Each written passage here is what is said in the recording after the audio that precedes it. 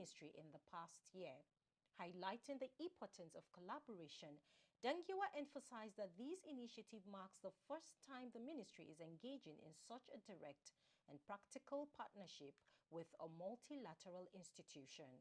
Now, the Chief of Staff to the President, Femi Gbajabiamila, has praised Naseni for its significant role in promoting local content development, especially in electric vehicles and solar-powered smart irrigation systems. This commendation came during a tour of agencies under the State House. Gbajabiamila emphasized the importance of staff welfare, urging Naseni's management to support employees with transportation costs, given the agency's location in Idu, Abuja. Very impressed with what we've seen. Very impressed with what we've heard. The fact that you've closed on 44 products in a matter of 10 months speaks volumes to your commitment, to your dedication, your passion for what you're doing. So I commend you and the rest of the team for what you've done. We live in a world of modern day technology, and Nigeria must not be left behind. This is a technological age that we're in, and we need agencies such as yours to key in to Mr. President's vision, which you're already doing, to put Nigeria amongst the Community of Nations in terms of advancements in our technology. I believe the sky is the limit. I believe we have what it takes as a country, not just the material resources, but more importantly, human resources and people who are sharp, smart, young men and women in this country who can deliver in terms of advancing our technology. I thank you very much for what you're doing. I must say, even though I said you didn't talk about challenges, coming here, the location,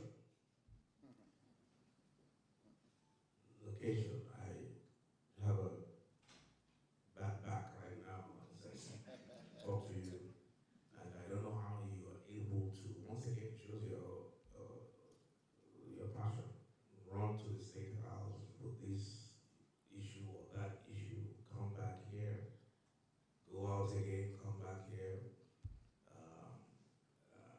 I want to ask or find out about the welfare of your staff. I'm not sure if they are all able to ply back and forth, especially with the kind of business you're in. I'm sure there's a lot of practical, you need to be out there, you need to do a lot of things out there. If specific issues like that, arise, or specific needs like that, it's important that you let us know, because creating an enabling work environment is very important to productivity. Naseni Chairman Khalil Suleiman Halilu thanked President Tinubu for his continued support, reaffirming the agency's commitment to research, development and innovation that contributes to Nigerians' economic growth. Innovations that will drive Nigeria's economy, create jobs and enhance our global standing. I would like to take this moment to thank the team at the State House for endless support. This is not just me barely saying it, I really mean it. Every opportunity that comes that has to do with Naseni, they don't miss out, to include us. And they constantly put us under pressure to show that we are doing the right thing, including me going to explain why I'm embarking on numerous trips and how, we intend to equalize, the government spendings and ensure that we're getting the right value. I'd also like to use this opportunity to thank my team. Your Excellency, I'm sure you've never received any complaint from Naseni of any internal crisis. I don't take this for granted, personally from my team. Since this administration started, we've moved from complete prototypes. Today we have 35 market-ready products, and in about 10 months, we've closed 44 projects and initiatives. And these are not just MOUs that we've signed, but are tangible things that you could see and you feel. So again, thank you very much for your support. There has never been a time that we are under unnecessary scrutiny or pressure. Everything has been justified from the state. As architect Ahmed Dengiwa celebrates his first year as Minister of Housing and Urban Development, the Housing Development Advocacy Network HDAN has praised his significant achievements while urging him to continue his efforts. HDAN highlights Dengiwa's proactive approach and collaborative efforts in tackling Nigerians' housing issues. Since taking office, Dengiwa has been noted for his commitment to addressing the housing deficit and advancing President Tinubu's vision for the sector.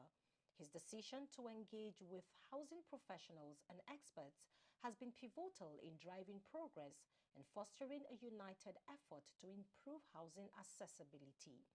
HDAN commends Dengiwa's open collaboration with stakeholders, which has been crucial in making strides towards affordable housing. They encouraged him to sustain his momentum and continue his impactful work in bridging the housing gap in Nigeria. We'll bring you more stories after the break. Stay with us. Visit Housing TV Africa on YouTube and click on the subscribe button. Subscribe to Housing TV Africa to stay updated on latest happenings in Nigeria's housing sector. Follow our social media pages, like and share our posts. On Facebook, Housing TV Africa. On Twitter, Housing TV Africa. Instagram, Housing TV Africa. Join the conversation and keep up with latest housing updates.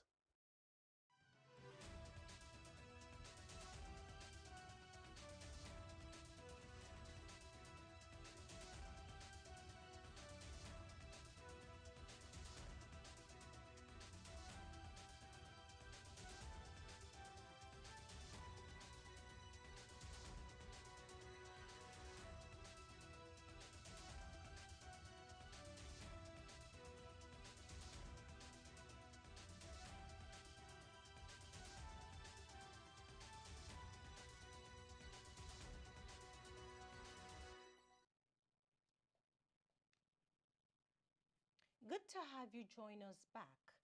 Flooding has severed the Azare-Jamare Road on Kano-Maiduguri Highway in Bauchi State.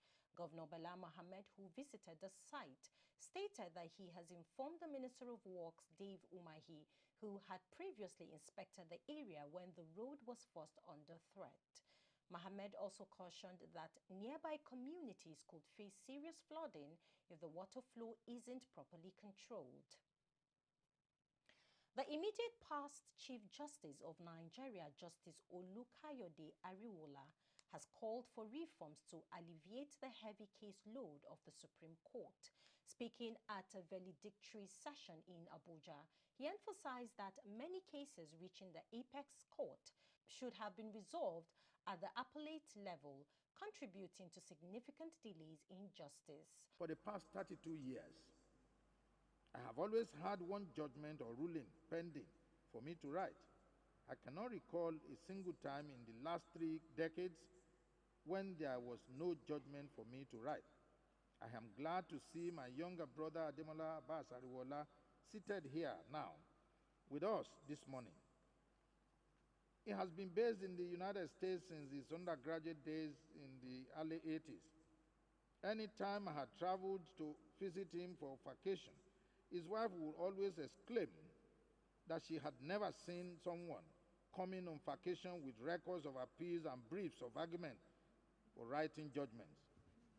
It is for this reason that I believe that emoluments of judicial officers must not be sweated for in or outside the office. Our judges must not be made to go cap in hand to beg before their remunerations is paid. Our retired justices deserve to live in a relative reasonable comfort after spending their prime years serving the country. This is more so that they are constitutionally precluded from going back to active practice as barristers after leaving office. If truth must be told, the Attorney General and Minister of Justice, Lateef Fagbemi, praised Ariwola as a remarkable jurist and community-focused leader. The government has put several measures and economic policies in place that will soon mature and transform our country into one of the top economies my Lord Honorable Justice Olukoyede Ariwola, today marks the end of a most memorable and impactful judicial career, which spanned a period of 32 years from when he was first appointed as an High Court judge in Oyo State in November 1992. Indeed, his lordship came, saw, and conquered. He has made his mark and left indelible imprints in the annals of the Nigerian judiciary and the legal profession in general. I must remark that the outgoing Chief Justice of Nigeria is a stabilizing factor who mounted the saddle at a challenging moment for the apex court, and he has creditably sustained the sanctity of this hallowed court, both as a court of policy, final arbiter, and regulator of the justice sector. Meanwhile, the National Judicial Council has recommended Justice Kudirat Kekere-Ekun to President Bola Tinubu as the next Chief Justice.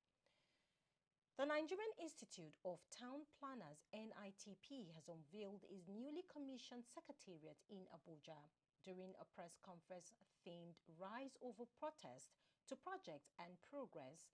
NITP President Town Planner Nathaniel Atebije called on Nigerians to prioritize progress over protest, which often arise due to poor governance. Atebije highlighted the vital role of physical planning in the nation's development strategy, stressing that effective planning is essential for optimal land use, infrastructure growth, and resource management.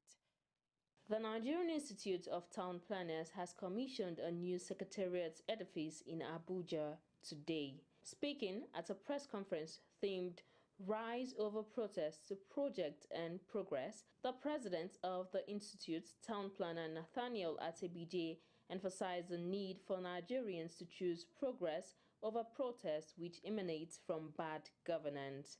The national president elaborated on the importance of integrating physical planning into the national development agenda, noting that such planning is crucial for the efficient use of land, infrastructure development, and resource management.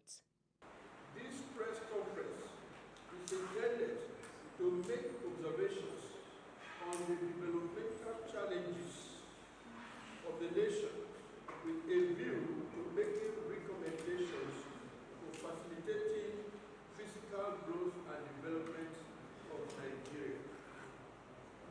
We do hope that both the executive and legislative arms of government and indeed concerned Nigerians will give consideration to the issues being raised and discussed to enable all of us develop the nation and achieve the essence of our living together.